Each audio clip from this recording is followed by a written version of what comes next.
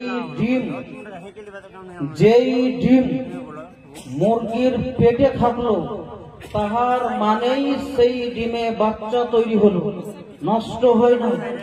কি বলছে আপনার পচে যায় না, সরে যায় না। কিন্তু মায়ের পেট থেকে, মুরগির পেট থেকে যখনই ডিম হটে গেল তাহার মানে পচা বাহির হলো, নষ্ট বাহির হলো। ওই জন্য তাড়াতাড়ি বিনা পাখি আপনাদের সম্মুখে জীবনী বক্তাকে আমি মাইক দিচ্ছি। ওনার ইস্তেকবালের জন্য একবার সকলে হিলে ধুলে উঁচু আওয়াজে, গুনগুন নয় বরং উঁচু শব্দে কর্তব্যে ধরা লাগা নারে তাকবীর। ব্যাপার স্টেজের আওয়াজ এসে না, পিছনের আওয়াজ পায় না, আগেরও পায় না, একবার উঁচু উঁচু আওয়াজে নারে তাকবীর, নারে রিসালাত।